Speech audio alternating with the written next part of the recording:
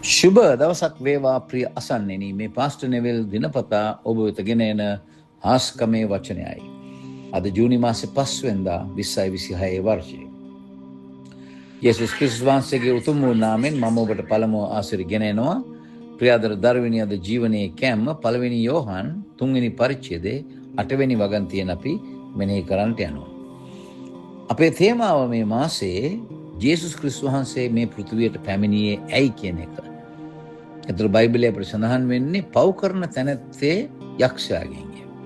මක්නිසාද යක්ෂයා පටන් ගැන්මේ සිට පව් කරන්නේ.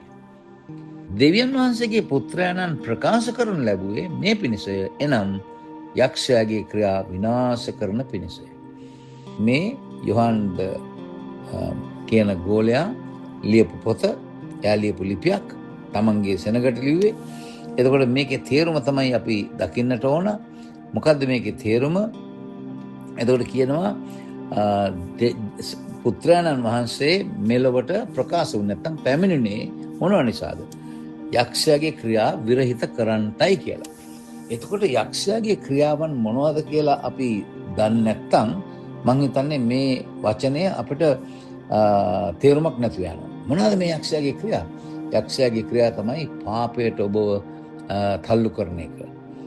ඒ වගේම බොරු වලට, මායාවට, ඒවාට දාන්නේ යක්ෂයයි. මේ යක්ෂයාගේ ක්‍රියාව කොහොම? නපුරු දේ කරන එක, වැරදි දේ කරන එක, පාපයට යන එක.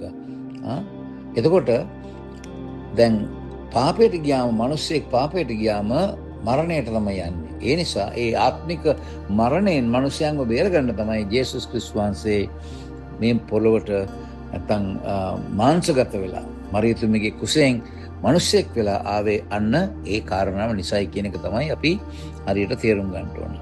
නමුත් අර පළවෙනි කොටසත් ඉතාමත්ම වැදගත්. පව් කරන තැනැත්තේ යක්ෂයාගෙන්ය.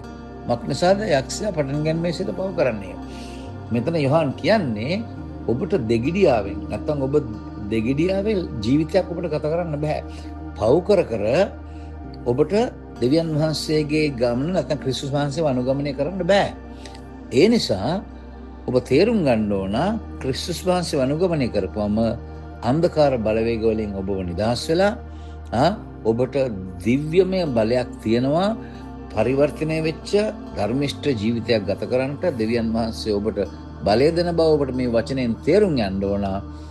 මොකද පුත්‍රයාණන් වහන්සේ මෙලොවට පැමිණියේ යක්ෂයාගේ ක්‍රියා විනාශ කර. එහෙනම් මගේ ජීවිතේ යක්ෂයාගේ ක්‍රියා විනාශ වුණා. ආමේන්.